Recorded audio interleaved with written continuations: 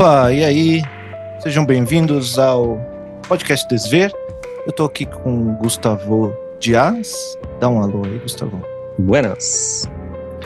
E hoje a gente vai falar sobre a exposição Dismorfia, que teve a curadoria do Gustavo, que aconteceu lá em Curitiba.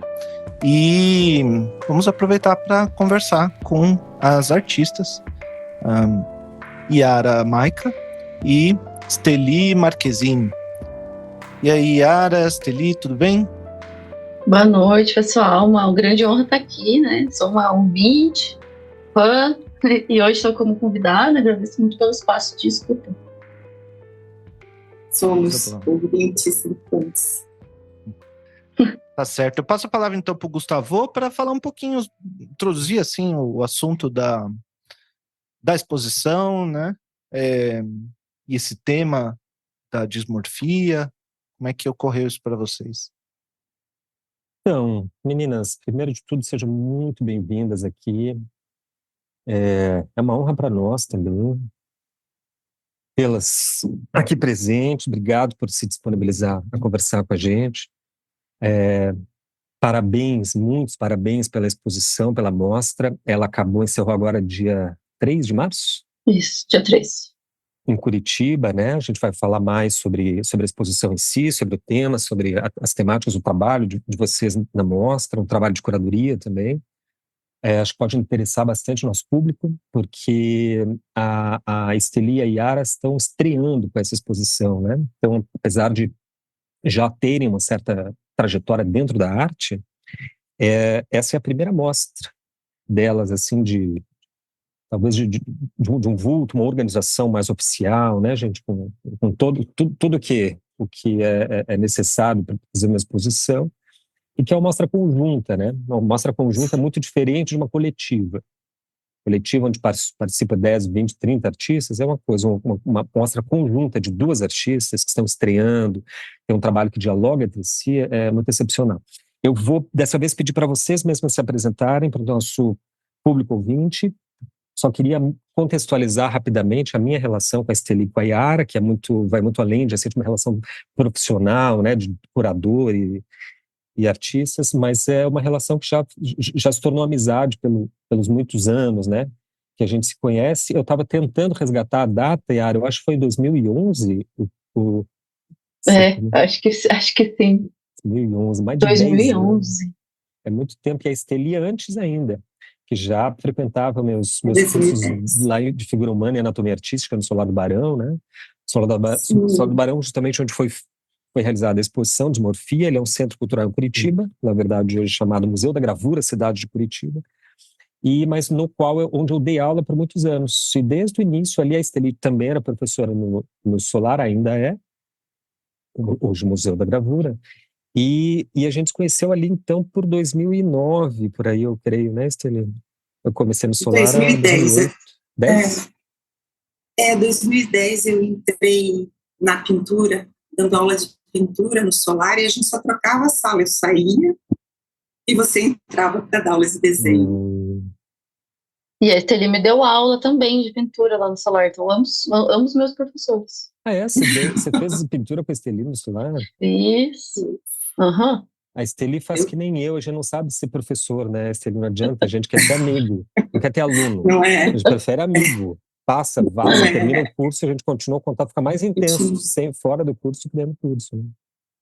Isso é maravilhoso. E porque ambas são pessoas maravilhosas também, excepcionais, que eu tenho muito orgulho de ter e de manter essa amizade e preservá-la para além desses estatutos e hierárquicos, profissionais, oficiais, né? Porque, enfim, por isso que a gente é amigo há mais de 10 anos, né? O que mais que eu teria para falar de vocês, além de que vocês são ótimas, maravilhosas, que eu adoro ambas? Não sei, acho que eu falo em vocês. O que a gente pode dizer de Yara Maica? Yara Maica. Bom, eu sou Yara, né, curitibana, sou artista, sou designer gráfico também, não vivo só de arte. Muito importante, acho que dizer que tem outros recursos que me permitem atuar, assim, afinal de contas é um custo, né, não é fácil. acho que eu comecei mais a olhar diferente o meu trabalho com o Gustavo mesmo, quando me trouxe uma perspectiva mais madura, assim, de como eu poderia melhorar e articular o meu trabalho. A gente fundou o Mimesis, né, Gustavo? Teve o Mimesis no meio do caminho, então teve toda uma loucura aí de ter meio que uma escola, né? Eu acho que eu vi, assim, como uma escola mesmo das pessoas. As pessoas entravam lá para aprender, né, para se conectar. Então, teve essa escola aí no meio do caminho. Hoje eu tento manter ali uma chama acesa, que é a coisa do modelo vivo. Então, lá no meu ateliê, geralmente uma vez por semana, a gente faz encontros de artistas que já eram do Mimesis, já tinham uma turma lá de desenho para chamar uma artista e desenhar. Então, a gente está sempre tentando manter esse olhar e esse encontro mesmo da galera que é entusiasta de desenhar com modelo vivo, sabe quão importante é isso para o amadurecimento do olhar, para você aprender. Só de você estar ali em contato de pessoas que têm esse mesmo interesse que você, assim, já é muito estimulante. Então, eu acho que foi quando mudou muito, assim, para mim, foi enxergar essa maturidade no meu trabalho depois que eu tive a oportunidade de trazer as práticas de desenho, assim, foi mais um passo de responsabilidade também para mim. E eu vou manter, acho que por bastante tempo. A gente ainda não conseguiu fazer nenhuma sessão esse ano, por uma série de coisas. Galera viajando, o Glauber vai ser papai, aí, então, várias mudanças, galera mudando também, mas a gente sempre procura se encontrar. Você notou que ela chama as aulas de sessão, né, Gil? Sessão... Ela está falando de orientação, né? Ela chama de Não, sessão. eu não oriento ninguém, eu fico bem quietinha ali. Eu só falo que tá muito bom, que é legal, porque eu acho que, assim, tem que estimular, né?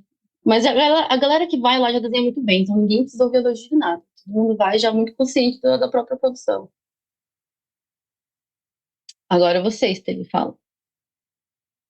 Então, eu sou Esteli, não sou curitibana, mas sou também, porque desde que nasci estou aqui.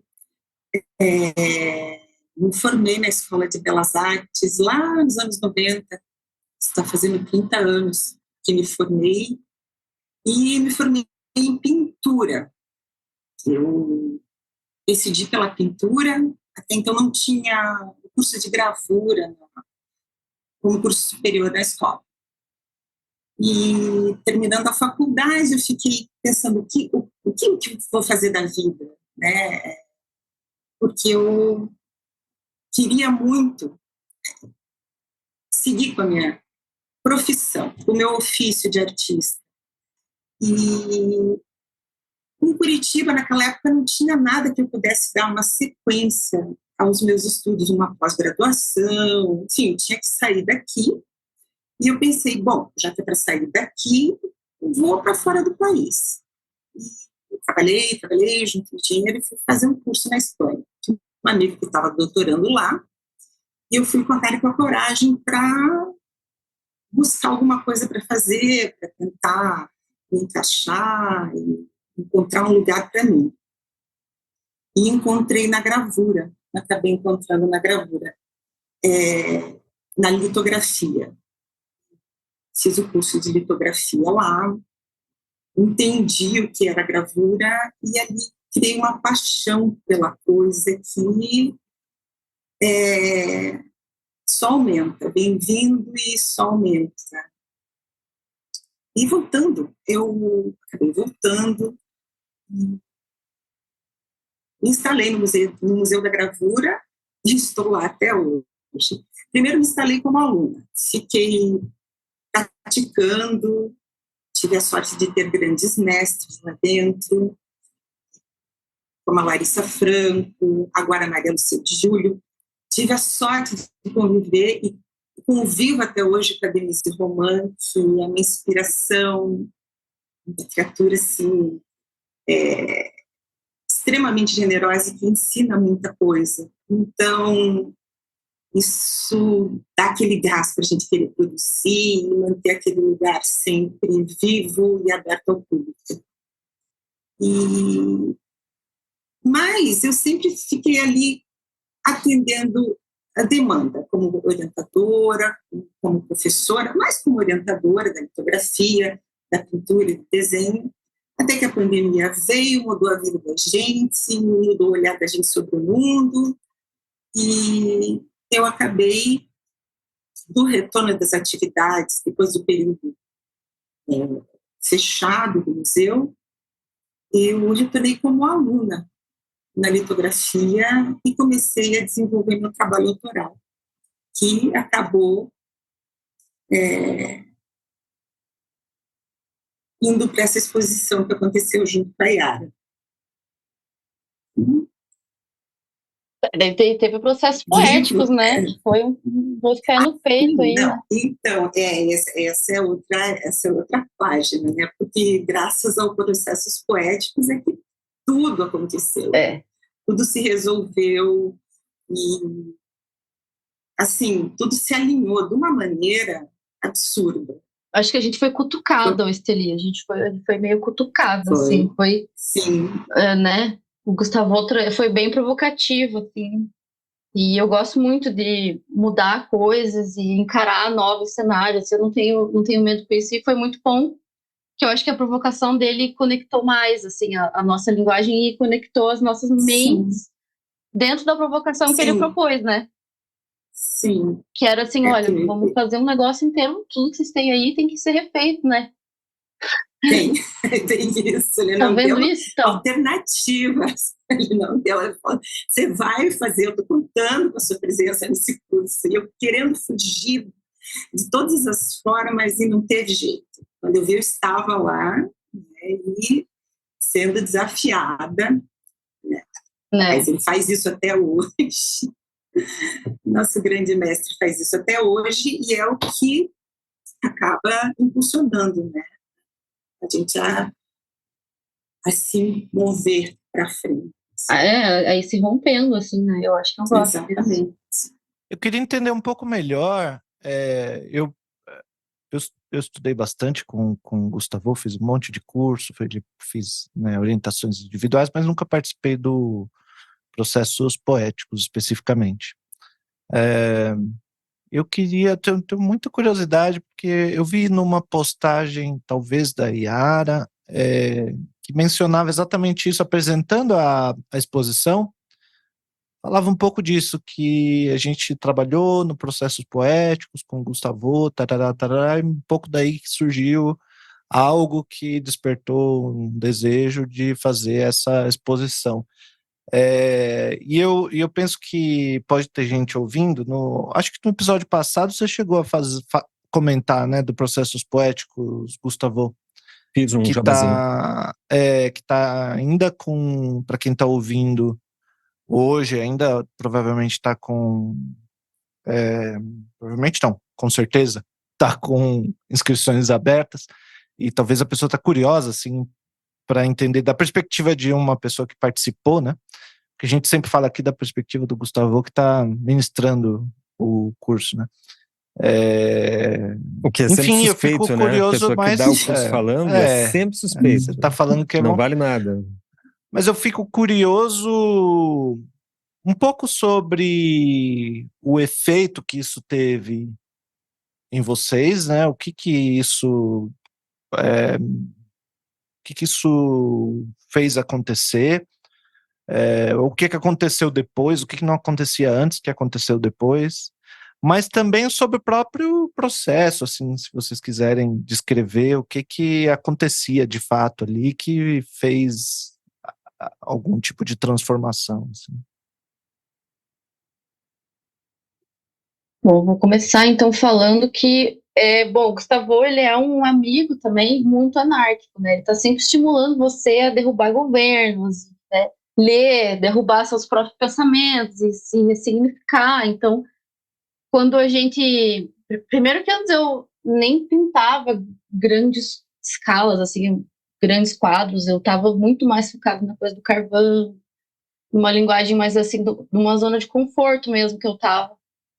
E o Gustavo sempre propõe que a gente fora a coisa do desapego, né, que ele milita muito a coisa do desapego, ele milita muito a coisa da gente se romper e se enxergar de uma forma diferente. Eu acho que foi isso que o curso fez comigo. Eu comecei a enxergar não só a produção artística, mas assim, a música diferente.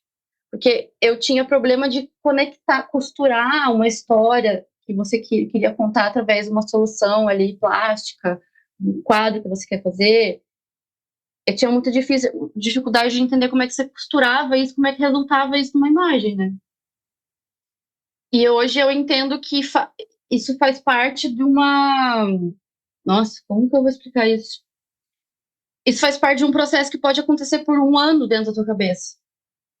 E você pode ficar passando por isso por muito tempo, para daí você resolver executar alguma coisa que seja elaborada. Você vai... Eu acho que você vai se despindo, assim, das tuas camadas para chegar numa coisa que seja mais personalizada tua, assim, né? Então eu sinto que eu consegui ter a mesma estética que eu tinha interesse em trabalhar, uma nova forma de desenhar que antes eu nem imaginava desenhar. Eu ficava meio assim com tamanho, com até técnicas mesmo, né, de desenhar. Hoje eu uso muito não, mas hoje eu uso o projetor como recurso para algumas partes de processo e eu tinha dificuldade de aceitar isso como parte do processo, e hoje eu entendo que é uma questão de otimizar tempo, faz parte do processo. Você tem que otimizar teu tempo, otimizar material, otimizar a tela, testar, errar e testar de novo.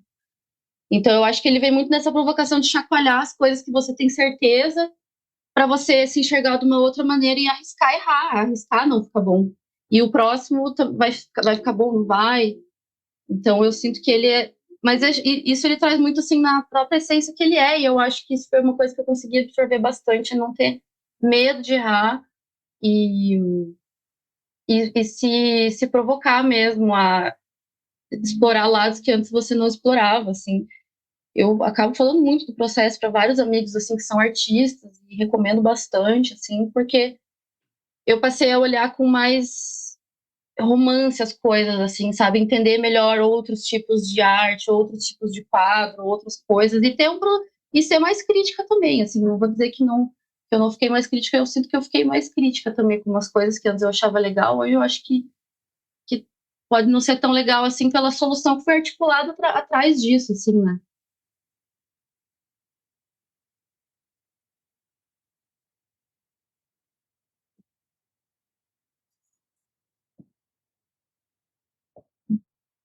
Então,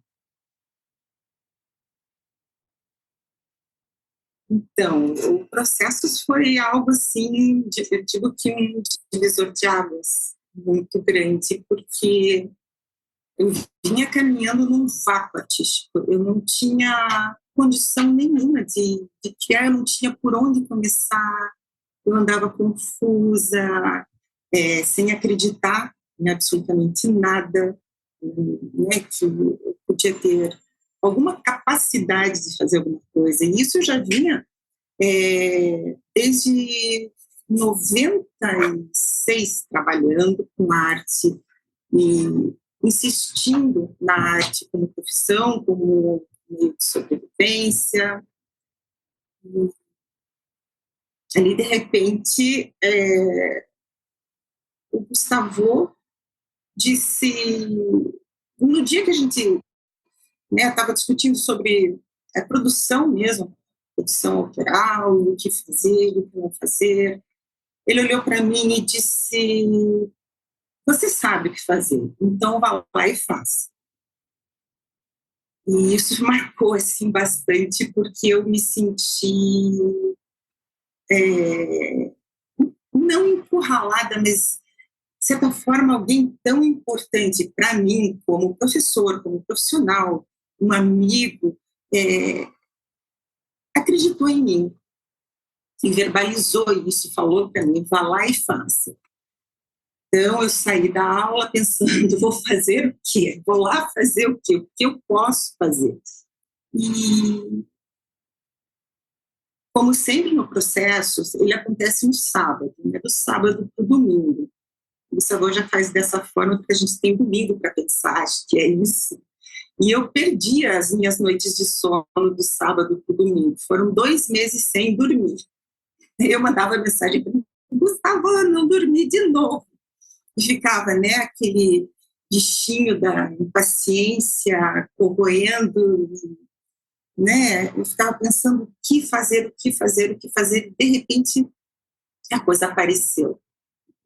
Eu entendi que eu, ao invés de me esconder atrás de passarinho, de árvores, de araucárias, ou de paisagens paranaenses, como eu vinha trabalhando insistentemente, eu poderia falar daquilo que me incomodava.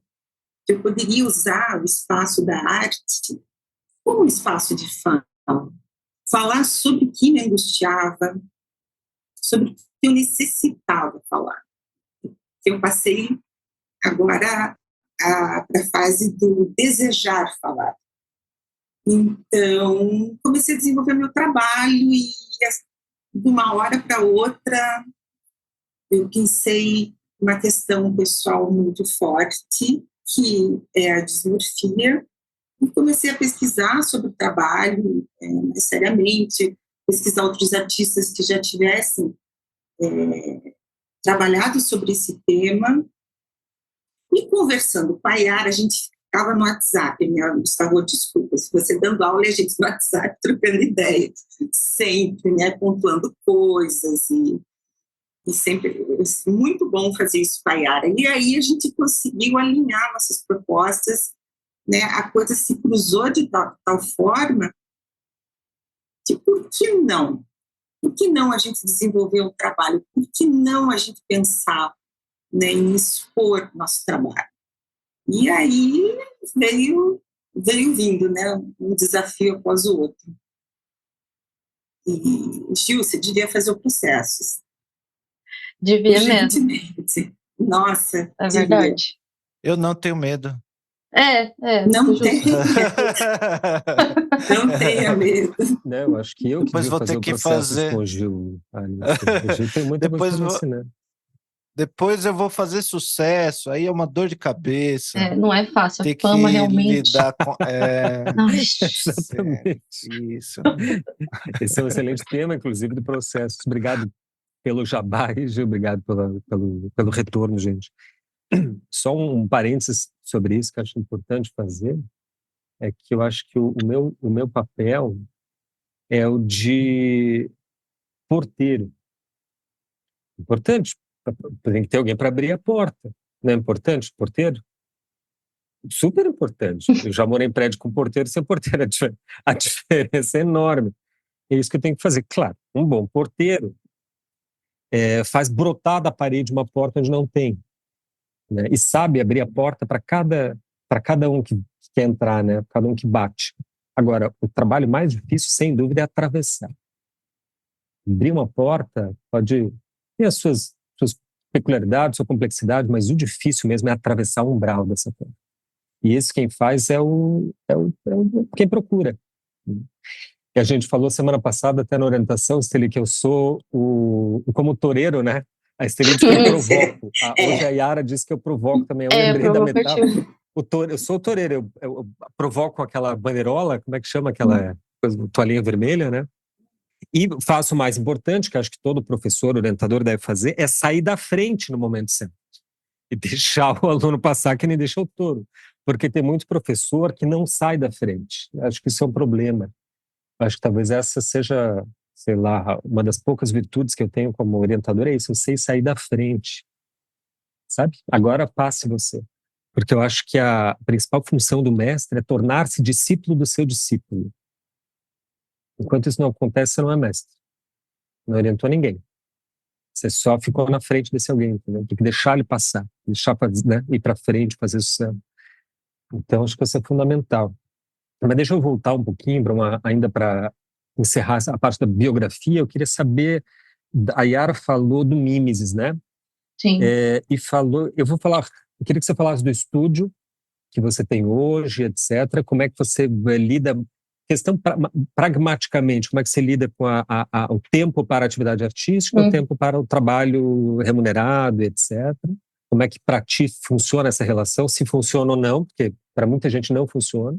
Essa é uma dificuldade uma área de interesse muito grande para quem, especialmente quem está começando na arte, e para quem já é artista também tem o mesmo problema, né? Como Sim. financiar a sobrevivência, uma vez que ela dificilmente consegue colocar a sua produção artística como fonte de renda, né? Pelo menos no Brasil, isso é uma realidade que todo artista conhece. Depois eu vou falar uma palavrinha sobre o mimesis, que eu acho que é interessante, daí você me complementa depois a partir do teu ponto de vista sobre o espaço.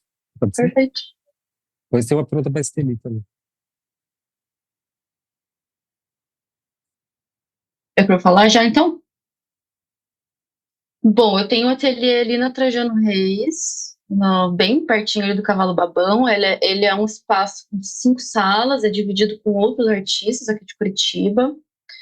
Todo mundo amigo já, né? Então tem uma rotatividade de pessoas ali. Então, geralmente, fica ali, uma galera fica um ano enquanto consegue casar a coisa de trabalho com produção artística. É um drama, sim, é um drama para todo mundo que está lá. Sempre será, eu acho que um drama. Então, eu costumo produzir mais à noite e, eventualmente, por ter, né, a possibilidade de ser home office, eu consigo, eventualmente, sair de casa e produzir à tarde lá no ateliê. Mas são 3 turnos, assim, né, 2 turnos, assim, de trabalho. O trabalho que você tem que, né, monetizar e o teu trabalho artístico. E eu tentei até por um tempo eu pensei, não, realmente, eu vou ter que ser só artista, né? Eu preciso largar disso e ser só artista, mas ao mesmo tempo daí eu vou ser artista e eu vou ter que pedir para alguém me patrocinar. Então, a conta não fecha muito. Então, eu acho que... Eu nunca tinha pensado nisso. Mas eu vou ter que precisar de um mecenas. No caso, eu sou minha própria mecenas, no caso. Então, eu prefiro seguir me ferrando e talvez ter uma trajetória mais longa do que daí eu não ter dinheiro e falar, agora eu preciso aprovar um projeto aí que vai me dar, com sorte, 12 mil reais, e você vai contratar uma galera e vai ficar com 2. Então, assim, ainda é difícil. Então, a minha sugestão é conseguir tentar aliar mesmo a produção em casa. Eu tenho o meu ateliê aqui em casa também, então coisas que eu começo aqui em casa, levo para o estúdio, coisas que eu começo no estúdio, termino aqui em casa. Tem uma leva de materiais que eu deixo aqui, tem uma leva de materiais que eu deixo lá para quando às vezes tem um pico de energia, eu tenho aonde dar esse start. Mas basicamente, bom, aí às quintas-feiras a gente se encontra, tem um grupinho no Whats, a gente bate um papo ali na segunda-feira, vê se tem quórum, se tem um número X de pessoas para a gente conseguir pagar uma modelo para posar pra gente. Aí, quando tem, a gente se encontra, paga modelo, fica lá um tempinho, tomando um café, conversa, desenha, às vezes desenha mais, às vezes desenha menos. Mas só da gente se encontrar ali com esse olhar em comum é muito gostoso. E geralmente tá todo mundo bem cansado, porque todo mundo lá trabalha também, então sai direto do trabalho e vai lá para o ateliê. Eu já costumo deixar alguns papéis lá, alguns materiais, para eventualmente alguém que não consiga passar em casa ter recursos lá para desenhar. Mas, em geral, assim, é realmente difícil você manter. Você tem que se esforçar para conseguir caber. E geralmente, muito da produção que eu fiz para a exposição, eu estava trabalhando muito. Então, eu trabalhava durante o dia, daí ia para o ateliê à tarde, terminava de trabalhar lá pelas 6 horas, daí às 6 horas eu pegava e começava a produzir. E também ia bastante os finais de semana, né? Mas, assim, em geral, eu diria que é um drama de, assim, você tem que aliar a coisa do trabalho com a tua produção artística, senão você não vai ter como comprar material, né? Deixa eu fazer um parênteses aqui, porque me lembrou de uma coisa muito... Eu lembro que eu falava muitas vezes para Yara e também para o companheiro dela na época que a gente se conheceu, ambos faziam um curso comigo, né? E eu falava exatamente isso. Olha, vocês têm que trabalhar em 2 turnos, gente. Chega em casa cansado, é foda, né? A vida é difícil, mas não foda-se. Você tem que chegar em casa, treinar mais desenho, estudar mais para desenvolver no trabalho. É exatamente isso que você está fazendo. Ótimo. E é isso, e às vezes vai ficar uma merda o desenho. Sim, faz parte, sabe? Daí é bom você ter dinheiro para você comprar vários papéis e poder errar em 5 papéis e acertar em um, mais ou menos. É por isso que eu desenho no papel jornal. Papel papel jornal. preferido para desenhar, você bom. compra uma vez por ano, assim. Porque você ficar experimentando coisa boa também não é bom. E daí você se acostuma com um material bom, um papel, um Renemílio, o carvãozinho que eu uso, por sorte, tem amigos que conseguem trazer de fora, assim, o carvão que eu uso, porque é difícil usar o carvão que tem aqui. Mas, e agora que eu tô começando a pintar com tinta e tela, pô, tô começando a pensar em pintar em madeira, porque é o recurso que eu tenho mais aqui, que se eu ficar comprando tela, primeiro não tenho onde enfiar essas telas, né? Outro problema do artista é onde enfiar toda a coisa que ele produz. Então eu tô começando a desenhar agora na madeira e pintar umas coisas na madeira, assim, que eu acho que é mais barato do que usar a tela em si.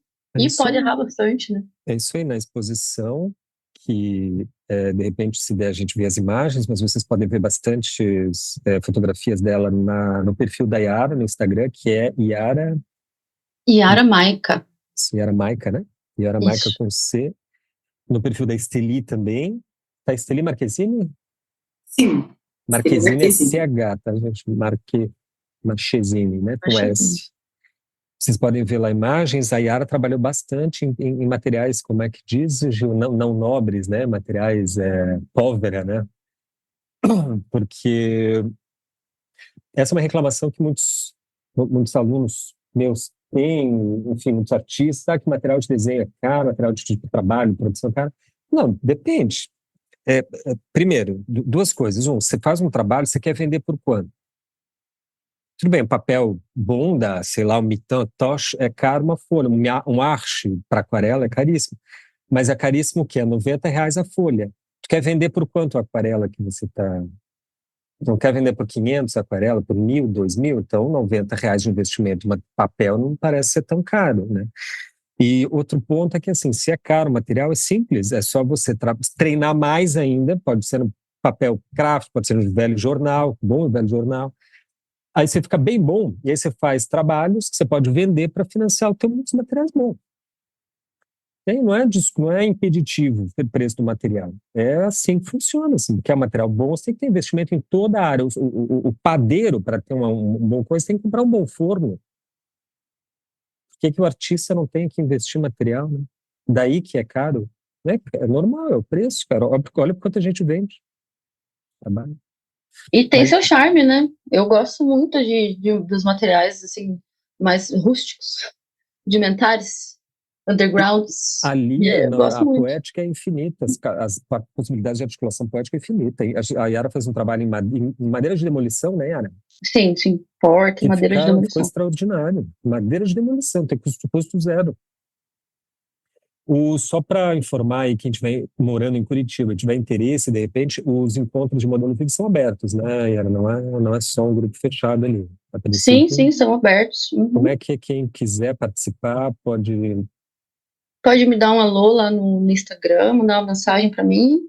A gente coloca a pessoa no grupo do Whats e geralmente uma vez por semana a gente manda uma mensagem lá, pô, quem tá afim e tal. Porque fechando lá umas 5 pessoas, que é o custo mais ou menos que a gente paga da modelo aqui, é 60 reais a hora, mais o deslocamento. A gente divide o valor ali entre o pessoal, fica um custo simbólico pro estúdio ali, porque eu sirvo café, sirvo sempre uma comidinha, a galera vem com fome do trabalho. Tem esse cuidado aí de dar um alimento também para o trabalhador brasileiro. E é aberto, quem quiser me mandar mensagem e só chegar. Maravilha, fica ali na Trajano Reis, para Largo da Ordem, né? Isso mesmo. Bem centro histórico de Curitiba. Bem artístico. Pensa que a gente está lá em Roma, tô lá no centro, sim, de Roma, no epicentro da arte. Eu lá.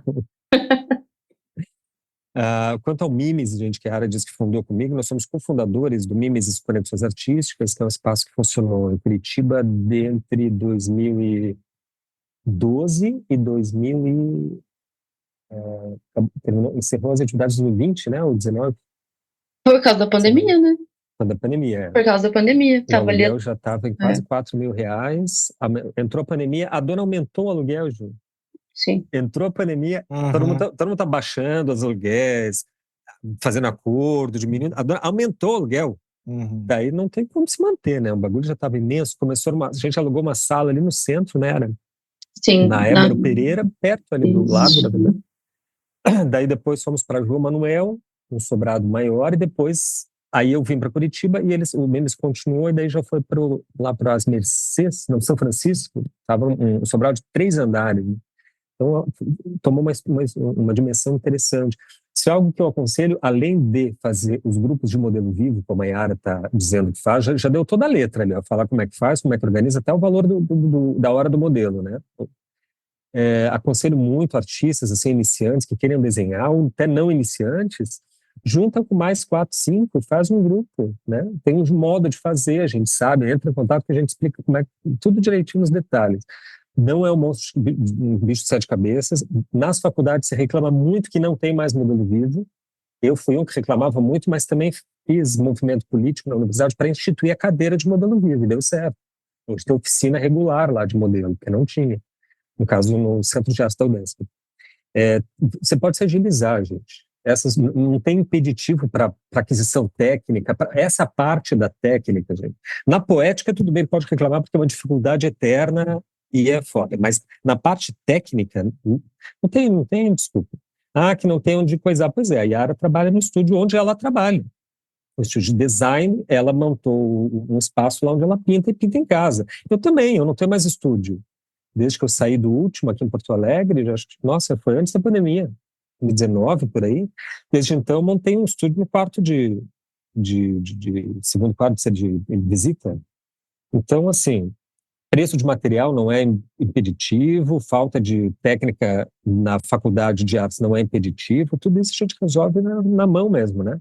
O Mimesis acabou se tornando um espaço de não só de sessões de modelo vivo, mas de um espaço formativo, né? A gente tentou criar um centro cultural independente que conseguisse conciliar toda, digamos, a cadeia de produção artística. Então, a gente ensinava, dava cursos, produzia exposições, porque montamos uma galeria dentro do bagulho, e fazia os segundos cadernos, sabe? Que nem o Caetano Veloso, Gil, que faz o show, depois escreve a crítica, né? Faz tudo, toda a produção. A gente fazia tudo, daí teorizava, né? Fazia reflexão crítica em cima da produção artística, enfim, fazia o tour completo, né, da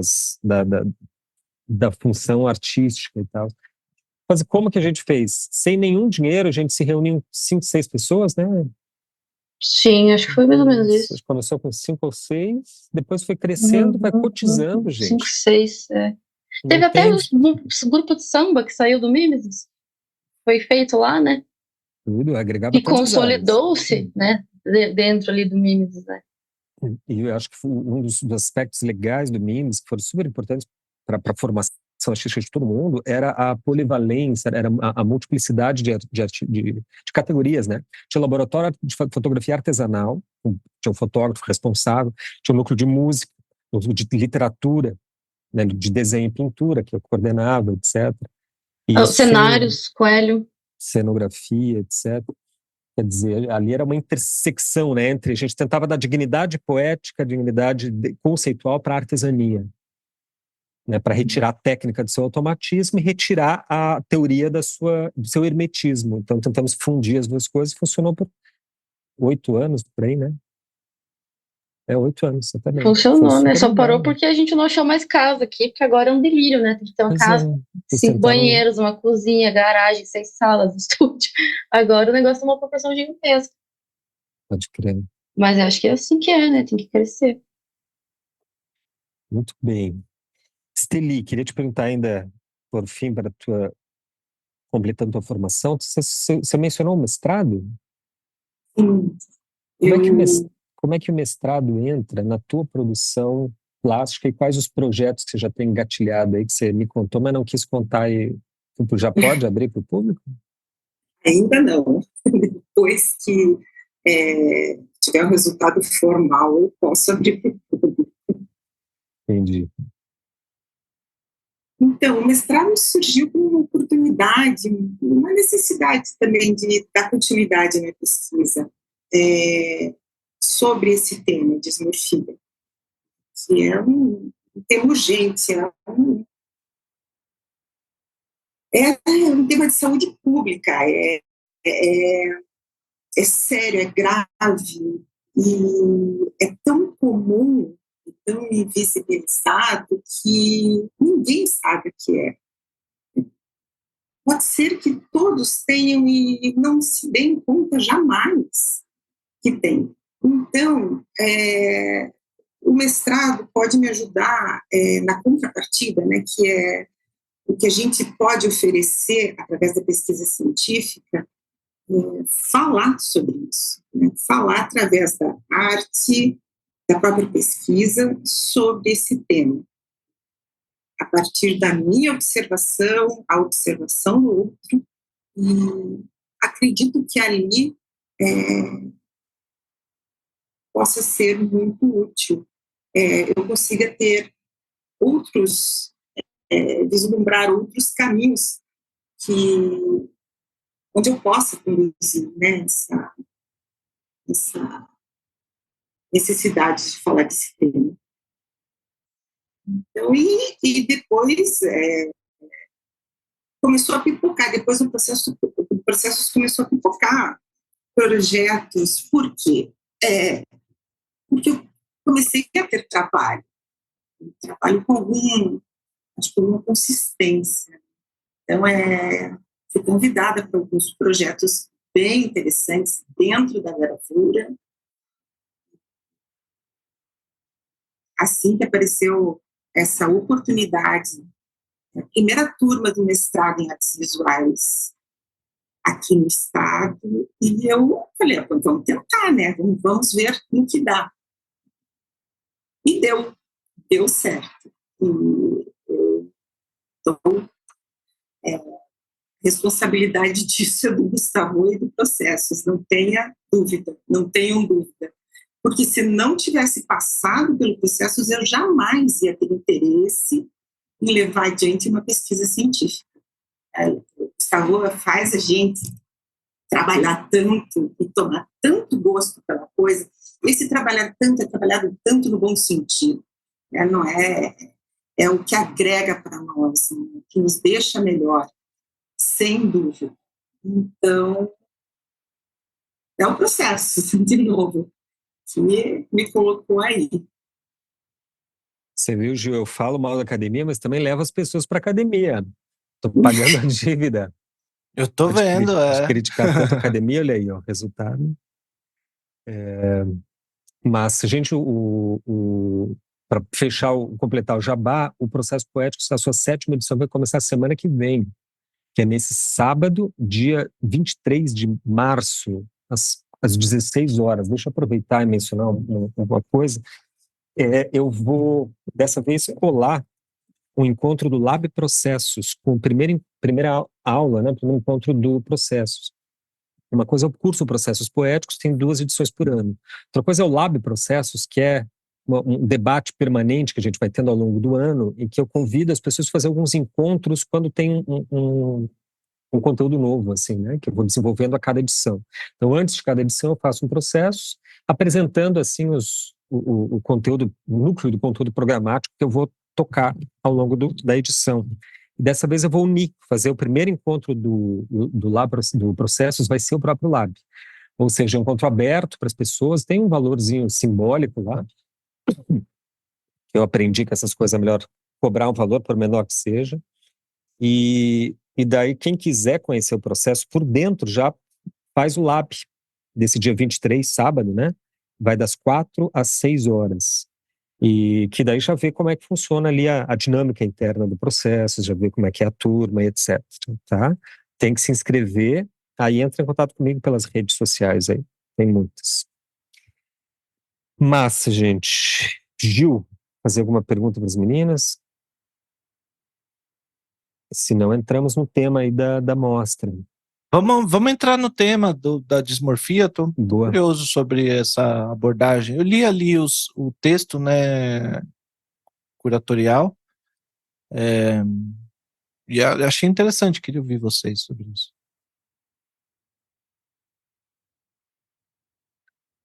Querem apresentar, sim, vamos começar do início esse projeto.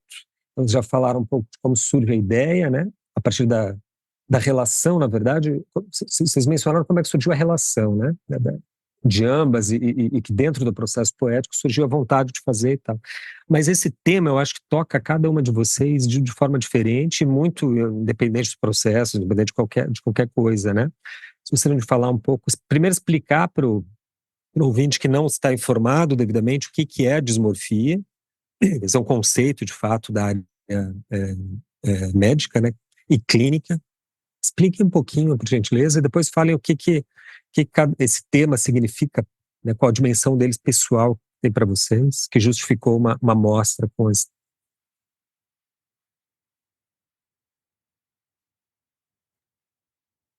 Steli, quer começar?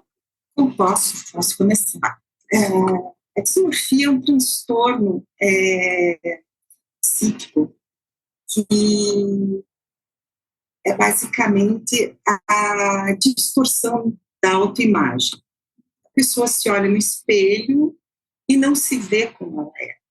Se vê maior, menor, muito longe daquilo que ela é. E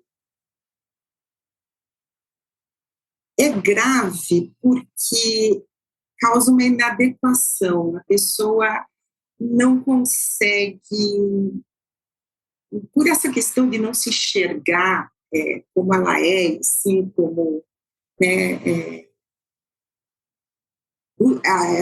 como se a gente se olhasse no espelho e a gente tem um eu ideal, mas o espelho mostra outra coisa.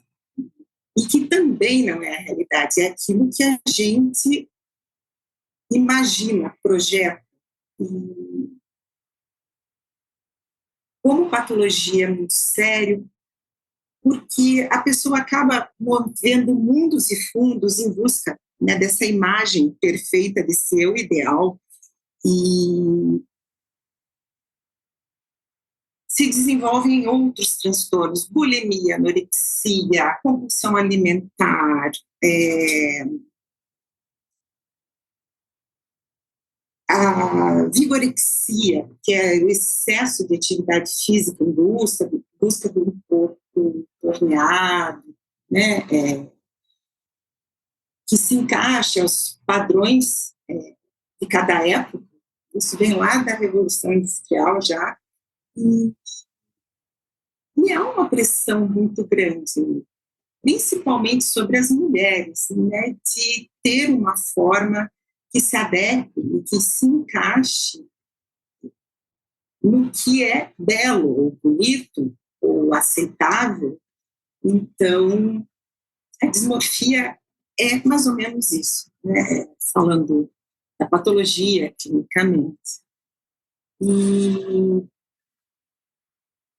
daí a gente resolveu trabalhar sobre esse tema porque eu resolvi falar desse tema também. Eu comecei, né, depois a Yara vimos, né, a Yara e eu, que as nossas propostas se cruzavam. E como eu tenho dismorfia, e não tenho mais o menor problema em dizer que tenho, mesmo porque a minha pesquisa é em busca de falar sobre isso, né, de alertar sobre isso, eu resolvi falar de mim, trabalhando com autoimagem, com autorretratos e sem medo, né? E é muito louco porque esse espaço de fala da arte, a questão da imagem, quando eu me coloco ali, né, nesses autorretratos, e é tão diferente olhar a minha forma na arte do que olhar essa forma no espelho. Parece que a arte acaba resolvendo certas questões, respondendo e me fazendo entender o que sou, né, e aceitar o que sou. E ver que, poxa vida, é isso, né? Porque a gente leva até as últimas consequências alguma coisa por não se encaixar, né? Achar que não está se encaixando no padrão estético, bom, bonito, aceitável, enfim. É isso. Yara. Bom, então, o viés do trabalho que eu produzi, ele foi mais, assim, pensado em cima dessa cegueira, né, que a gente idealiza do que você projeta, do que você acha que você é e o que você é de fato, mas você não vê nem o que você acha que você é e você também não se vê. Então é quase que um lugar de cegueira, assim, que você tá, e, assim, meio que tentando vestir projeções, né? Vestir pequenos personagens para você se articular em cenários diversos. Então, a minha pesquisa foi mais para essa dualidade mesmo de seres que a gente tem dentro de si e, ao mesmo tempo, a gente meio que não se enxerga, né? A gente está sempre se comparando, se projetando, se desenhando, se remodelando, e a gente não se enxerga. Então, o meu trabalho foi basicamente em cima dessa cegueira que a gente tem de si, e que eu acho que ela culmina na dismorfia, porque você está sempre sendo tochado de informação e de estéticas e de modelos, e não só ali só a questão estética, mas formas de pensar também, né? Formas de conversar, formas de você se relacionar. Então, para mim, a dismorfia ela é quase que um cenário assim para você não se sentir assim, você não consegue se conectar com o que você é de nenhuma forma, assim, né? Então, aí o meu trabalho foi muito em cima disso. Quando eu desenhei a obra ali das portas, então foi muito quase que como se você estivesse mostrando uma fechadura para alguém de um lugar de desconforto teu, que você permite que alguém espie para talvez que a pessoa consiga enxergar um pouco da verdade que você está tentando transmitir para ela. Então, foi bem nesse campo mais, assim, filosófico mesmo, né? Eu acho, não tão da própria autoimagem. Eu não trabalhei com a questão da autoimagem, mas eu trabalhei em cima desse delírio, assim, que eu acho que é essa digerir-se, né?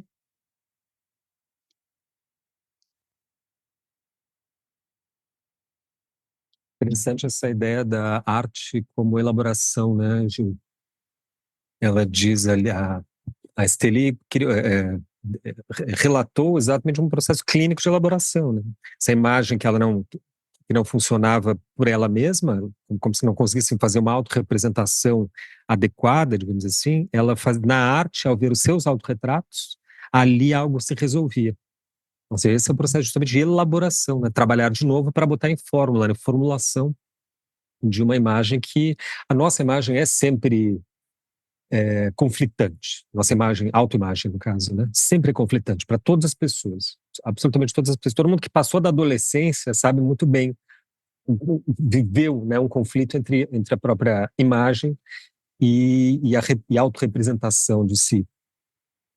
Jogando, até me ocorreu, ouvindo a Steli falar, posso estar exagerando, mas é a curvatura da vara, tá, gente? Eu acho que a nossa própria performance de gênero é uma espécie de dismorfia.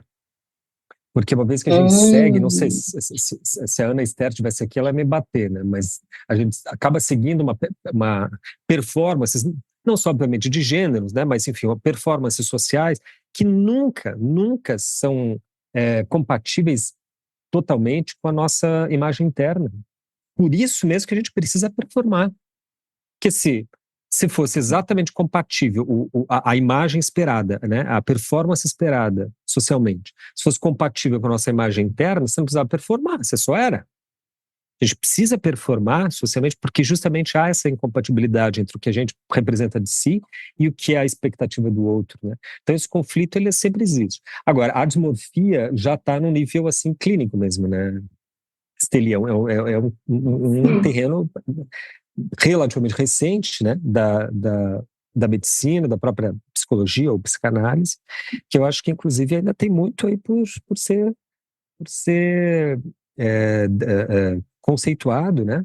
Ele é muito recente ainda. Eu acho que ela atravessa muitos ainda dimensões da existência social que a gente ainda não foram devidamente enquadrados lá. Mesmo Embora porque a gente certamente tem já esteja no DSM, né?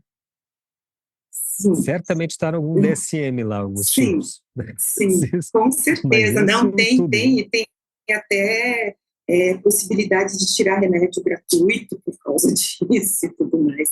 Mas o problema é que a gente tem uma psiquiatria manicomial, né? Há um movimento de jovens médicos. Eu tive sorte de cair na mão de uma jovem médica que me fez entender o que eu tinha, né? O que eu tenho. O que eu tinha porque eu acabei sofrendo um acidente vascular por conta da dismorfia. Ou seja, daí eu fui acabando comigo mesma, né, sem querer fazer. A coisa da imagem ela era tão perturbadora, tão horrenda, que eu precisava dar um fim. E mesmo sem querer, eu né, fui nas vias de fato.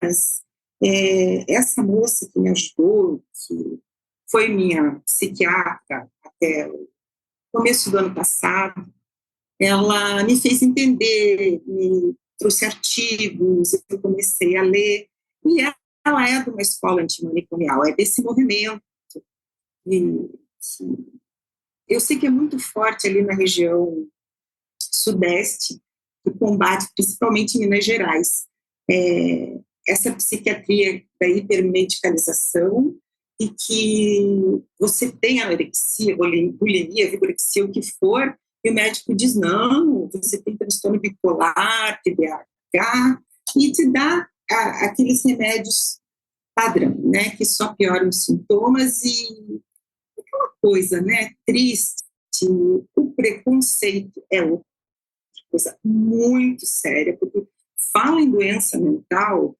todo mundo sai correndo. E é outra coisa que precisa ser revista por todo mundo, porque quem não tem e quem não é? E o que é ser normal? O que é a normalidade? Então, é isso, né? Também uma luta antimanicomial, a tentativa de dar segmento a essa pesquisa. Eu acho que é uma coisa que não vai. A gente está pensando em levar para sempre isso aí, essa temática, porque não vejo um cenário de melhoria, sim. Só vejo a questão piorar, rede social, filtro, cirurgia plástica, enfim, coisas aí. Mas não só a parte estética, mas a nossa mental também. Então, acho que talvez seja uma temática que a gente vai elaborar em doses, né? Em doses de produção, porque não sinto sim. Que é uma temática que vai se distanciar de mim tão fácil, né? É muito louco quando a gente causa no outro, né, no observador, no espectador, né, no público que vai até os nossos trabalhos, o que a gente causa, o que o trabalho causa neles, além de já ter causado na gente, quando a gente expõe, e os feedbacks que chegam, né, como, Celi, como é que você tem coragem de se representar dessa forma? Mas que coisa, você não tem vergonha? Por que você está se avacalhando? Né? Então, eu percebo que às vezes a identificação causa repulsa, né? As pessoas ou acham legal, mas quando causa esse ruim, né? Que vem alguma crítica, ou alguma crítica, não pela estética, mas pela construção, assim, né? Que daí entra no outro recorte, que é o artístico, que é o técnico. É muito bom quando a gente consegue levar o outro a se sentir estranho também. Por quê? Porque se identificou. E talvez vá pensar, ou não vá, mas vá pensar por quê. Ou prefere não ver, né? Acha ruim porque quer desver. Né?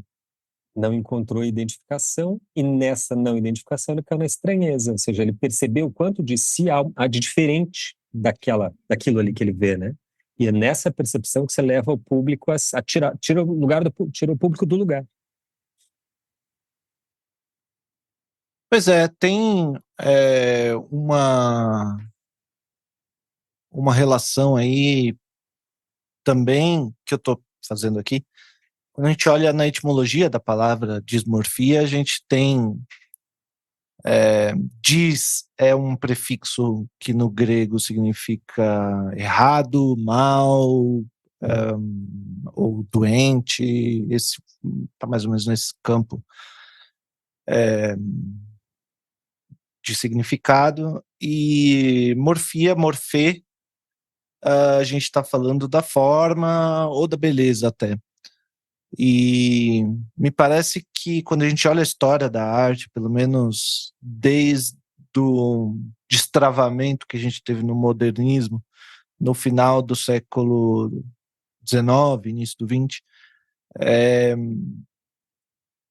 me parece que a dismorfia é assim, lida desse jeito, como a forma errada, a forma, algo disforme, né?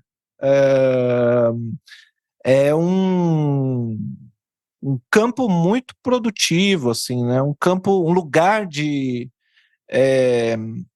não só de experimentação, mas de questionamento exatamente sobre a forma correta, a forma que é imposta como a única possível, né?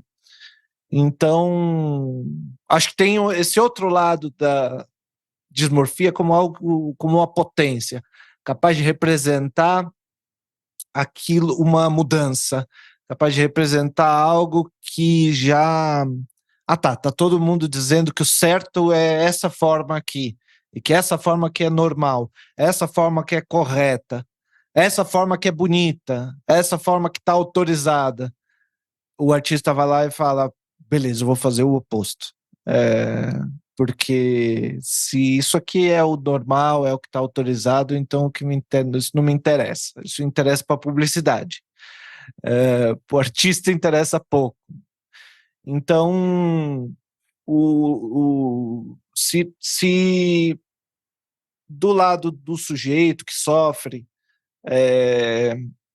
tem uma ânsia, um buraco, uma distância entre o olho e o olhar, né? Entre aquilo que o olho vê assim materialmente, a luz projetada dentro do olho que forma uma imagem, isso é uma coisa. Outra coisa é o olhar. O olhar é carregado de sentido. E ele tem muitas camadas de sentido, e o olhar é capaz de distorcer aquilo que o olho vê, né? Então, o Lacan faz essa distinção entre o olho e o olhar, bem clara.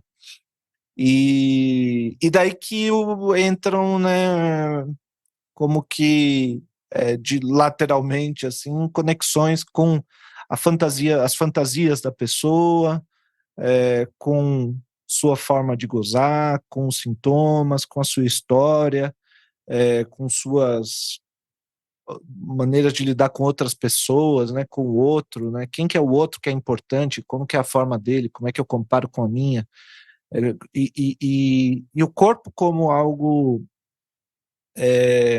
que é formado assim, o corpo próprio do sujeito, que é formado assim por uma sequência de significantes e não por uma imagem concreta que se vê no espelho, né?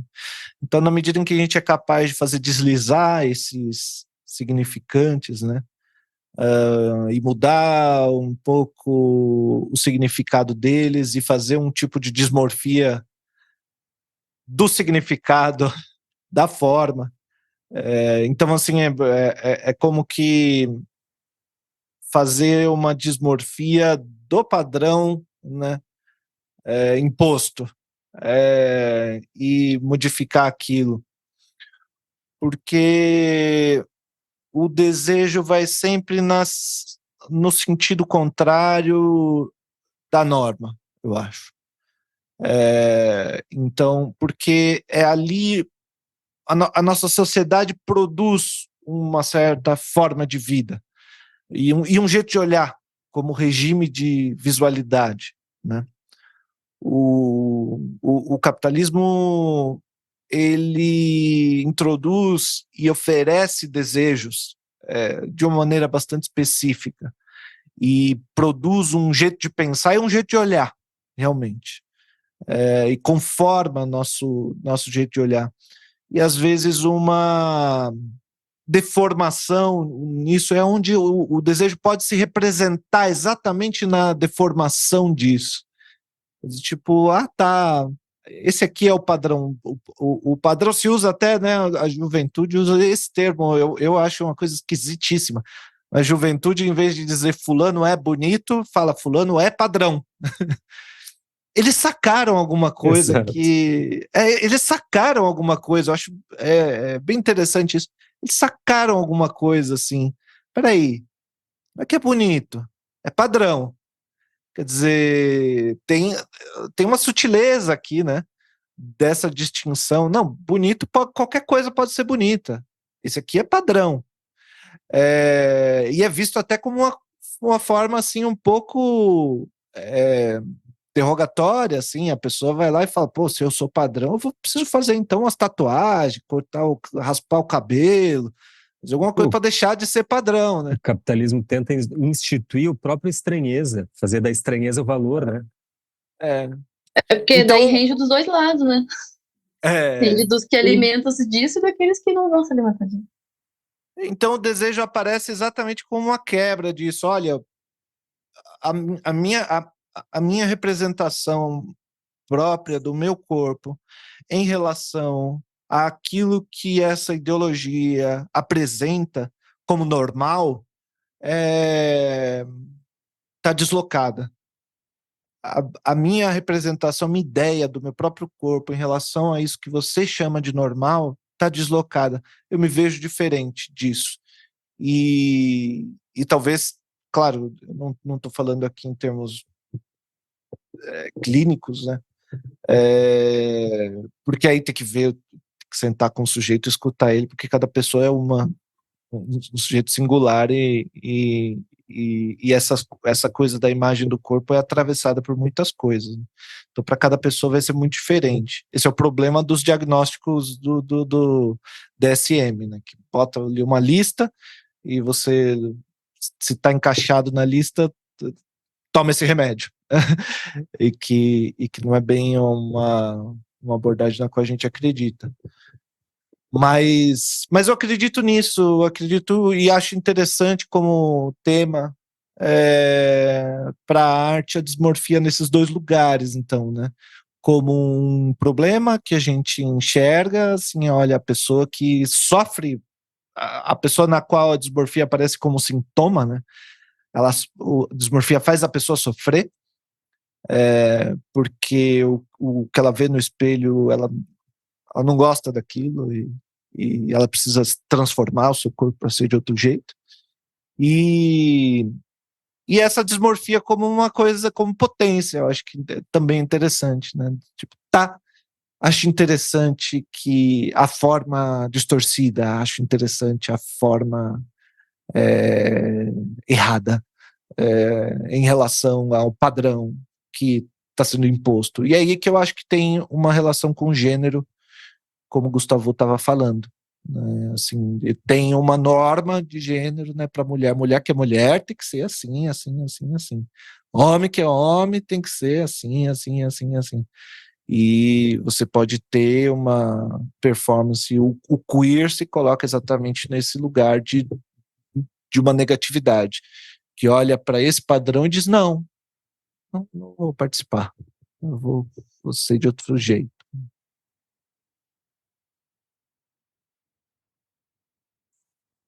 Meninas, querendo complementar, por favor, fiquem à vontade. Hoje a casa é de vocês.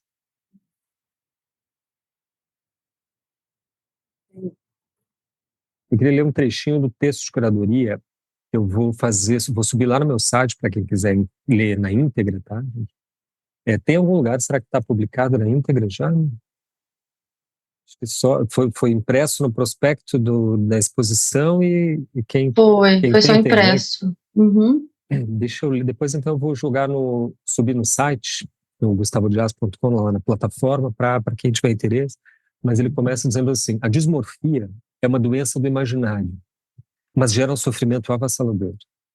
Negar à imagem do corpo o direito de existir exclui o sujeito do banquete da existência.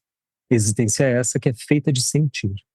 No mundo de verdades sintéticas, onde relações entre ficção e verdade são subvertidas, nossa imagem perde protagonismo no sistema de circulação de ídolos bidimensionais.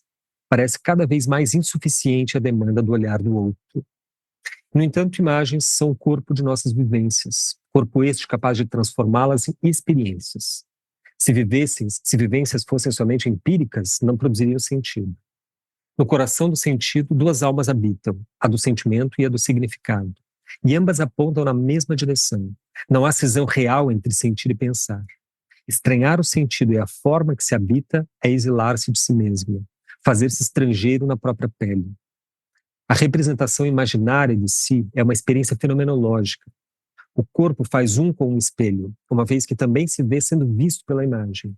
Ou seja, é sujeito e objeto ao mesmo tempo.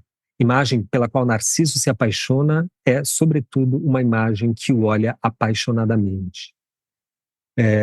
Legal, daí depois vocês, querendo ler mais, essa é a primeira partezinha ali do texto, que acaba reforçando, né, corroborando essas que foi dito aqui, né, um pouco por todos nós, que é como esse conflito.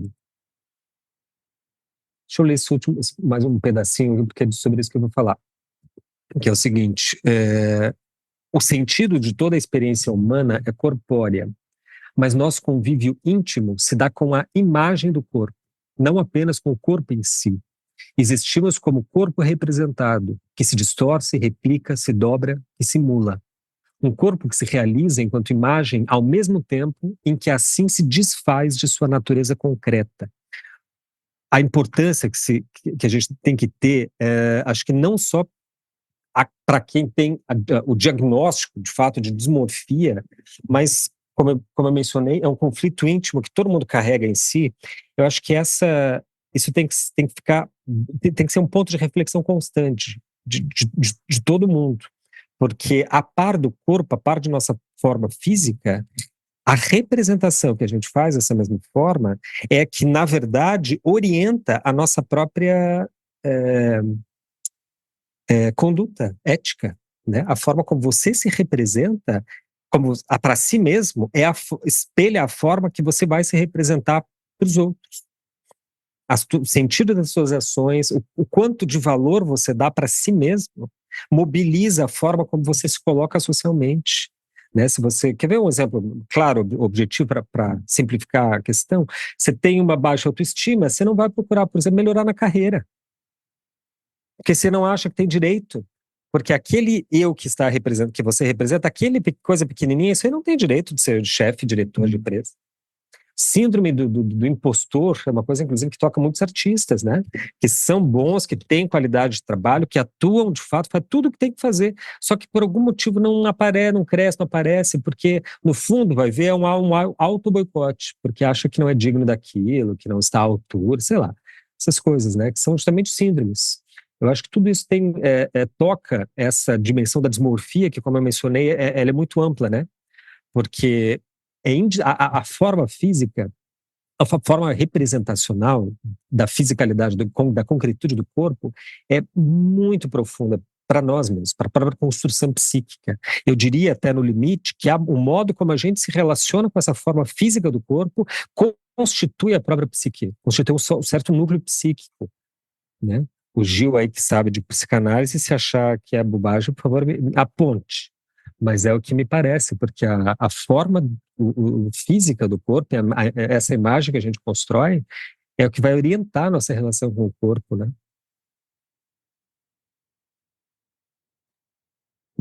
É muito essencial. E é o que vai dar ibope também, né?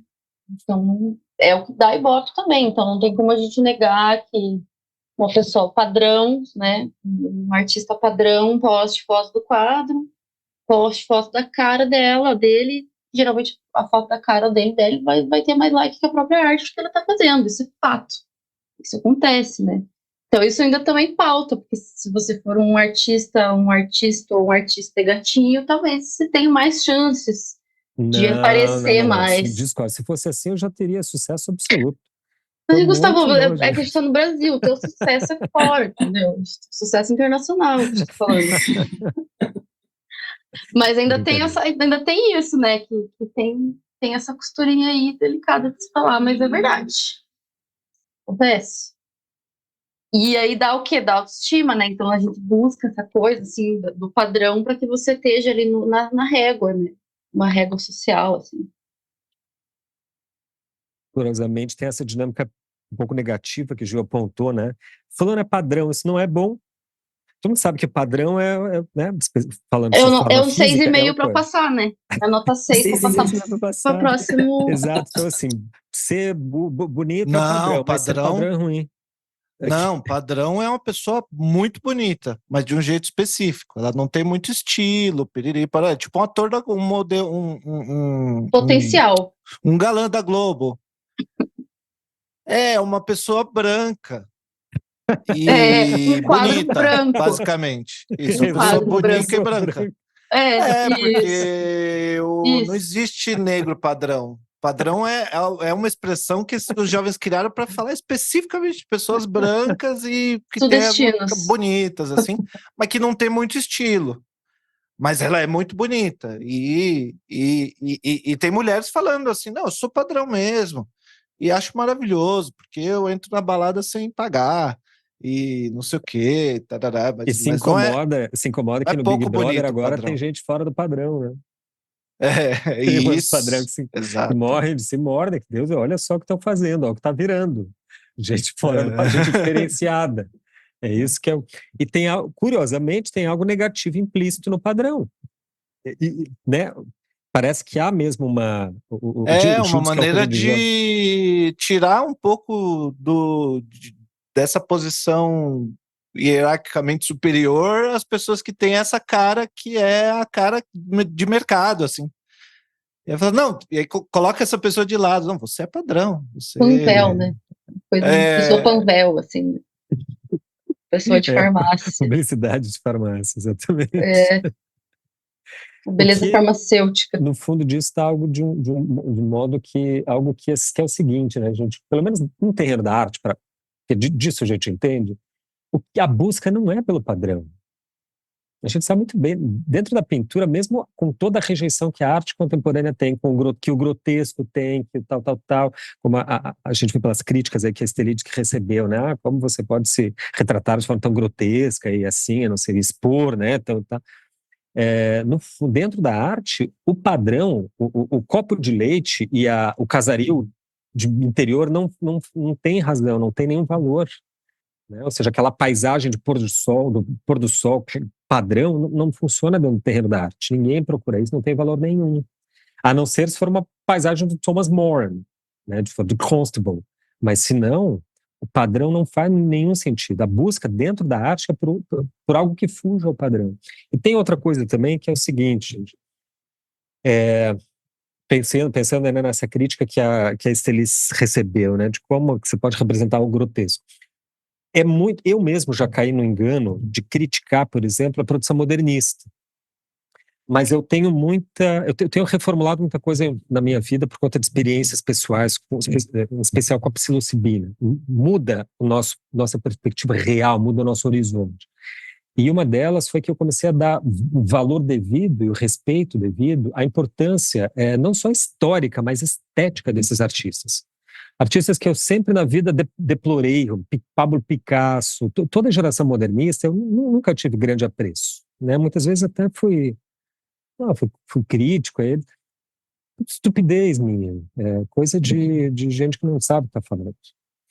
Não é porque eu desconheço a importância histórica deles, porque isso eu sempre coloquei como um grande valor, sempre entendi, historicamente, obviamente, que esses artistas de Cezanne para frente tiveram grande importância, mas porque eu achava que esteticamente era realmente pobre.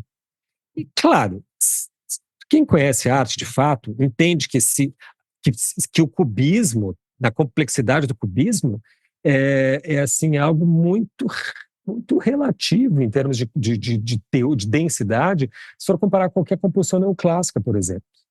Quem manjava de composição é os neoclássicos, senão quem? Picasso manjava de composição. Né? Mas hoje eu entendo que esses artistas tiveram um mérito muito extraordinário. Picasso, em especial, para usar esse marco, passou pelas 2 grandes guerras. Pela Primeira Guerra e pela Segunda Guerra. E mesmo assim não desistiu de se dedicar integralmente à produção do sentido, à produção do sensorial, à educação afetiva, porque é isso que a arte faz, a educação dos sentidos, dos afetos, né? Mesmo assim, para você se dedicar a tua vida a isso, você tem que, no mínimo, achar que a humanidade vale muito a pena. É sério. É sério. Eu acho que isso é um fator essencial de todo artista. Você tem que julgar, de fato, que vale a pena o âmbito humano, o âmbito do sentir.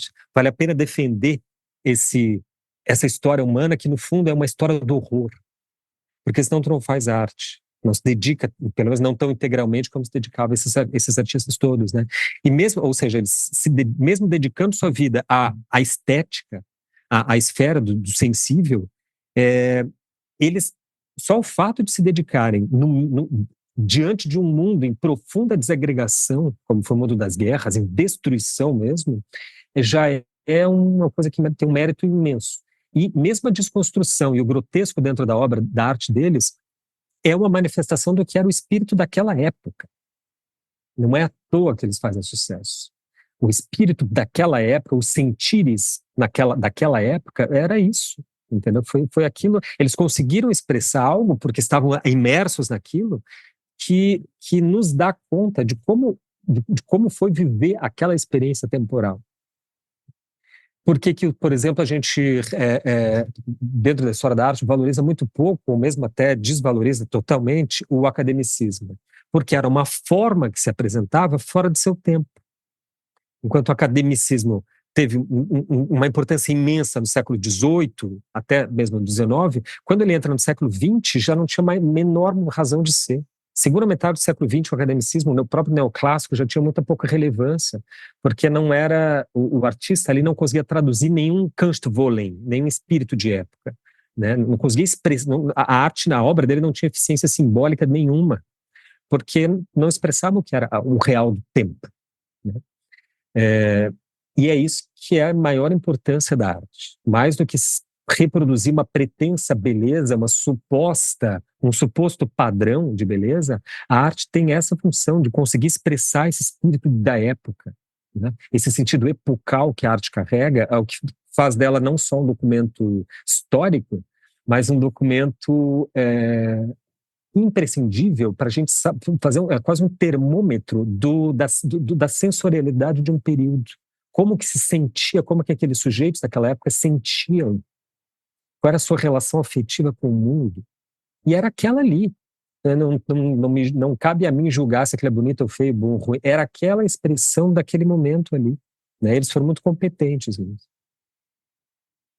Isso tem muito a ver com jogos de reconhecimento, né, Gustavo? Você tem, ao mesmo tempo, você pode ter ali um mestre, como eu penso que pode ter até sido o seu caso, de ter um mestre que tem que estabelece normas de reconhecimento bastante rígidas, né? Então, se bom é o Ingres, bom, sabe, enfim, isso aqui é bom, aquilo ali não é bom. E que a gente se identifica com o mestre. É muito fácil se identificar com o mestre. O mestre está aí para isso, né, para ser um papai, né, que aparece, te autoriza, te dá segurança, te diz não. Então, e a gente se identifica com ele porque é muito mais gostoso, assim, eu me autorizar, eu mandar um trabalho meu para o mestre dizer está perfeito, excelente. Aí eu fico, opa, agora sim, acertei. Eu achava que estava ruim, mas já que o mestre disse que está bom, porque está bom, né? Já que o mestre falou que está bom, vamos acreditar, né? Então, e às vezes, dependendo do tamanho dessa identificação com o mestre, a gente põe a perder um pouco da nossa autenticidade. Voltando um pouco a esse tema, eu acho que é uma coisa que a gente não chegou a falar semana passada, mas pensando agora, na verdade, qualquer tipo de autenticidade que se encontra, principalmente no trabalho de um artista, é um tipo de personagem, assim, uma máscara que a gente coloca. Porque depois que você descasca essas identificações, e você trabalha mesmo, vai tirando essas referências que formaram o nosso gosto, não sobra nada no final. Então a gente tem que assumir como que um personagem e dizer, não, é isso aqui que eu criei para ser, e é por isso que o meu trabalho é desse jeito, né? Mas de fato acho muito útil ter uma variedade assim, né, de referências, de mestres, de experiências, né, para a gente conseguir ter um mundo maior, né, mais complexo, mais interessante, exatamente para conseguir enxergar algumas coisas que podem parecer muito interessantes para a gente enxergar de outro ângulo, né, ou o contrário, né, coisa que a gente acha muito ruim, a gente poder enxergar. Isso é uma coisa que eu sempre me interessei muito, assim, principalmente pensando na juventude. O que eles estão gostando agora? E por que eles gostam disso? Assim, na música eu sempre fiz isso com muito cuidado, assim. Agora eu decidi que eu tô velho, que eu fui ouvir o trap, que os jovens, que a música que os jovens hoje, eu fui ouvir e não consegui achar, eu não consegui achar Daí tu teve o certeza que você trap estava certo, você brasileiro, tá velho mesmo. principalmente. Eu olhei e falei assim, não sei o que eles estão gostando, sinceramente, até o funk eu fui. Agora o trap eu não tô achando, não tô conseguindo entender o que você, é muito ruim isso aqui. O funk é interessante, ele tem uma originalidade, ele é realmente brasileiro e tal, e tem uma coisa da composição pobre, assim, que tem uma verve e tal, muita energia. Agora o trap é uma cópia nojenta de umas coisas americanas, de um tipo de música americana que lá também já não é lá essas coisas. Enfim, quem gosta de trap tá ouvindo a gente, eu peço desculpa não Você me tirou se eu dois, ofender a sua você tirou sensibilidade. Eu dois tô falando que eu tô atestados velho. tirou 2 atestados de velhice aqui, o teu e o meu, porque eu nunca nem tinha ouvido falar de trap, É, eu nem então. sabia. O trap é aquela música que os caras ficam meio que se gabando, assim, não tem essa pira? Tem De um se, pouco isso de se no tema. gabar da coisa, assim. E tem uma coisa com autotune, Do assim, muito autotune. forte, né? Aham. E uma batida que é próxima do rap, mas assim, a gente que não sabe cantar usando autotune Falando coisa que a pra... gente não quer ouvir, olha só. É, Pô, muito bom. Melhorem. Gente, vamos Sim. caminhando assim para uns finalmente. Deixa eu fazer uma pergunta para vocês, para cada uma, né? Que respondam individualmente. Steli e Yara, o que significa arte para vocês? Na vida de vocês, qual a relevância, o significado que vocês dão para a arte? Nossa, perguntão.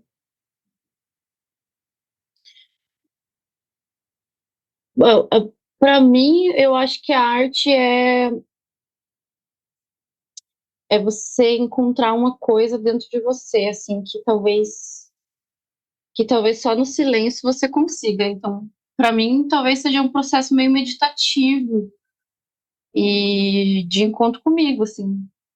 Eu geralmente escuto umas playlists meio ou música clássica ou umas coisas meio cyberpunk, assim, só aqueles zumbidos, assim. Então, é um momento bem meditativo e muito de me ouvir, de me encontrar e talvez ali conseguir manifestar originalmente algum pensamento, alguma estratégia, assim. Eu gosto muito de trabalhar mais com uma coisa mais pegada mais assim underground, meio não tão certinha.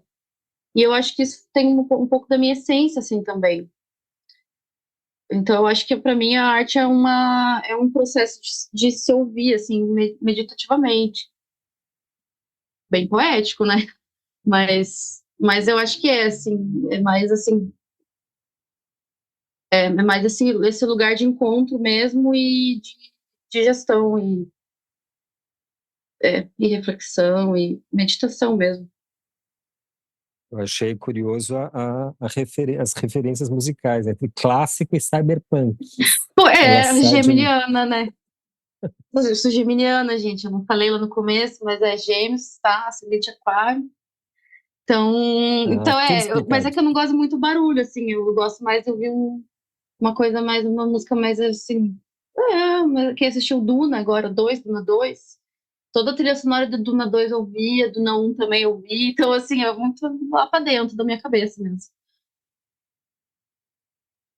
Steli.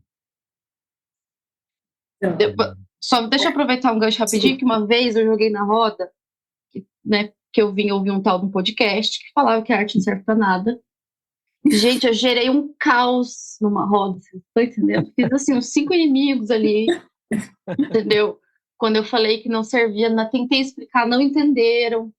Também não fiquei insistindo muito, sabe, para me fazerem entender. Então, não vou repetir essa polêmica aqui agora. Mas é isso, né? Então, para mim, é esse processo meditativo. Agora, socialmente.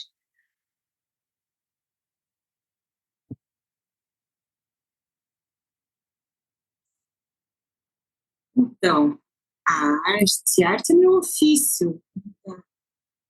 A arte é uma maneira de ser, de viver, talvez. Tudo é arte, ou nada é arte, como a Yara disse, a arte não serve para nada. Eu Eu lembro que não eu disse. estava ouvindo ele. Não fui eu, não. Então, é isso, né? A arte é uma coisa que não morre.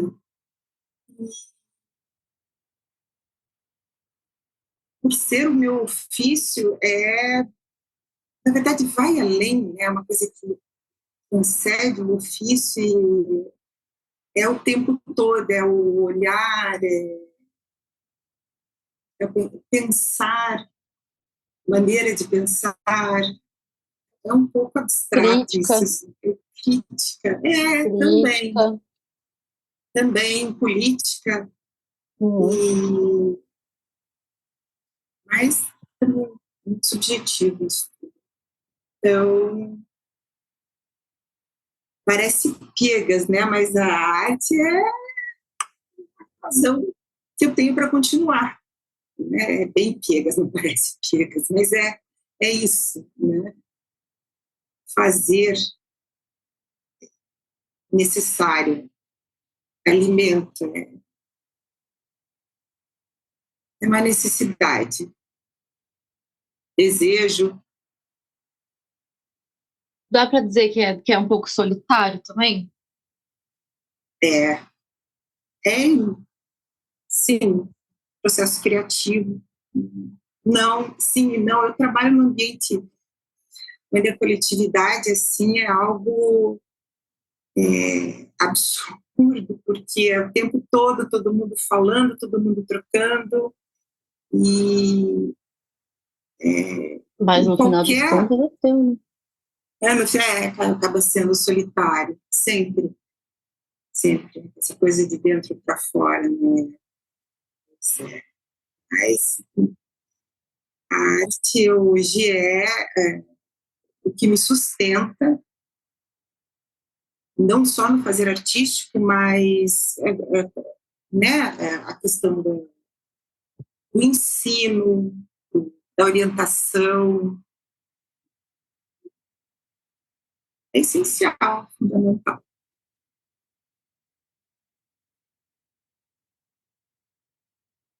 Muito bem. Mais alguma coisa que vocês gostariam de ter dito e não tiveram oportunidade?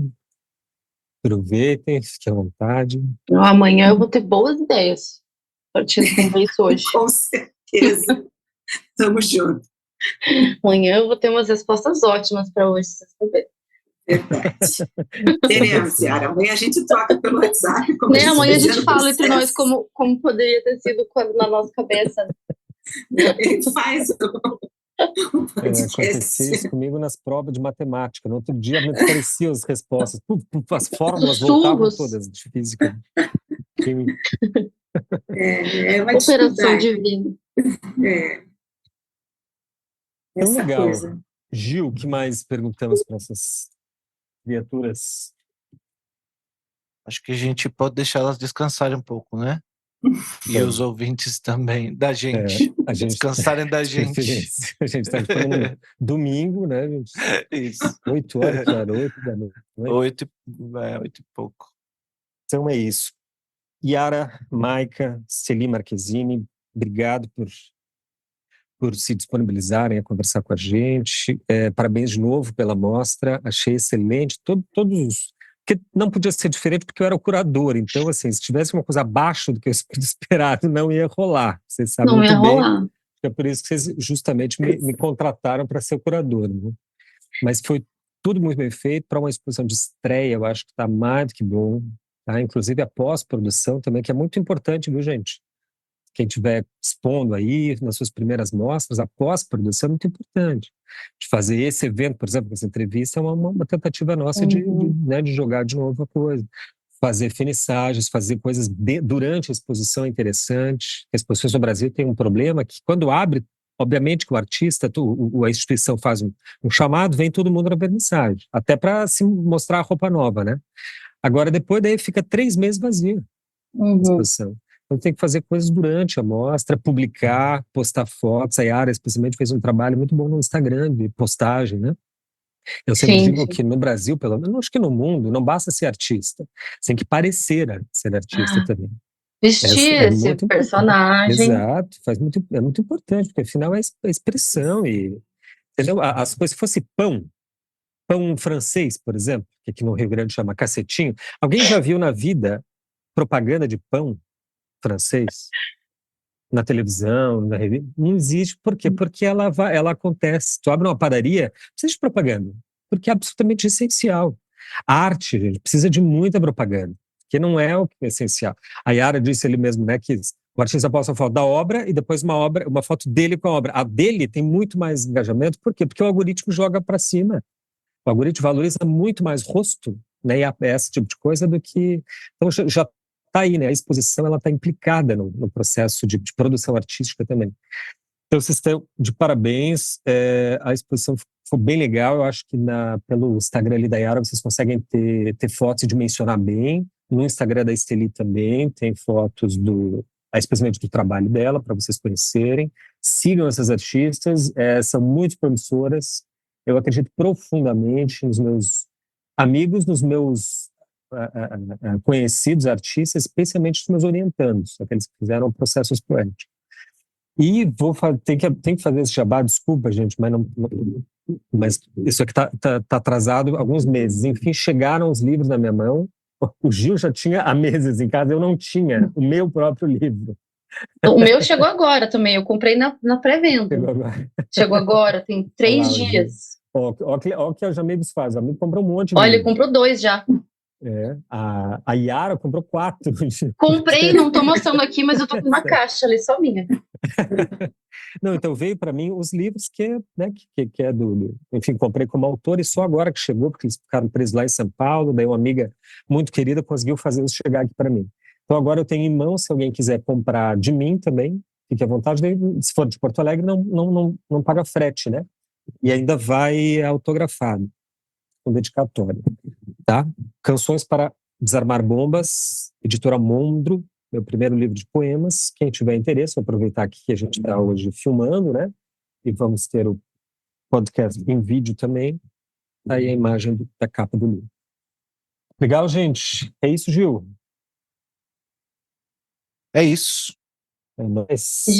Eu quero aproveitar para agradecer muito espaço, gente, sério, fiquei até nervosa aqui com o começo da nossa gravação. Estou acostumada com esse tipo de abertura, sim. E muito, muito feliz em vocês me receberem aqui, muito feliz de ir pelo 4 anos de podcast, foi isso, né? 4 anos, espero vida longa aí para esse podcast, que é essencial para mim.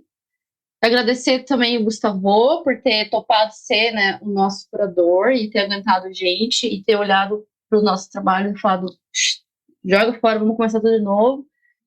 Agradecer a Esteli também, Esteli maravilhosa, minha fada madrinha, minha amiga. E a gente tá aqui hoje, Esteli, olha só. Depois então. Márcia Tiburi, depois o Dunker, tá, gente? Pois É um lugar de prestígio. né? Olha a responsa aí. Olha a responsa, gente, eu não tenho nem cacife pra isso. Pois então, obrigada, gente. Obrigada, Gustavo, Gil. Obrigada por toda a orientação, pela curadoria. Como vale a pena fazer curadoria com você, porque é como a Mayara disse, né? Essa seleção, e a gente acredita que sempre está fazendo, né, por onde fazer o melhor, e trabalha sem dúvida com você o desapego. Isso é algo constante. Muito obrigada pelo espaço. Obrigada. Inclusive, acho que eu estou fazendo minhas obras em madeira, porque no final vou fazer uma grande fogueira. Ótima ideia. Então eu já tô angariando insumos. Já tem evento de finissagem. Já tem. E depois queima tudo. Excelente. Também assim, eu lembrei que a Yara mostrou na primeira versão dos trabalhos, né? Foi. Primeiro, fez os trabalhos e tal, fizemos uma reunião, mostrou, eu disse assim, ótimo, legal, mas não gostei de nada disso. Então, bem legal. Ela vamos jogou fazer tudo fora. tudo de novo? E foi muito melhor, né? Foi muito melhor. Até porque daí, inclusive, eu queria deixar dizer assim, que quando eu chegava lá na sala do museu e olhava todos os quadros, não teve nenhum quadro, nenhum dia que eu cheguei lá e olhei e pensei, nossa, podia muito ter feito melhor. Nossa, podia ter ficado um sábado fazendo isso. Então eu olhava tudo que eu tinha produzido e ficava muito contente, muito segura e muito feliz com o resultado. Assim, em nenhum momento eu olhei e falei, putz, podia ter. Tá? Isso não rolou em nenhum momento. Assim. Isso foi magnífico. Isso é muito importante, né? Não tem nada pior a gente se arrepender da coisa lá exposta, né? Não tá de noite no museu e roubar a obra. E lá com o pincelzinho, assim, não só consertar. O Monet fazia isso.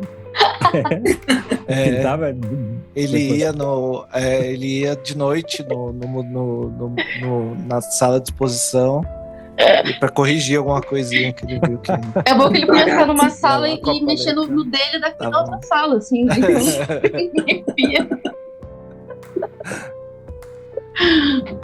Legal, então. É isso daí. Beijos, beijas, beijos. Adeus. Beijo, gente. Muito obrigada por Beijo. tudo aí. Falou, até mais. Tchau, Gil. Prazer Tchau. conhecê-lo. Tchau. Obrigada.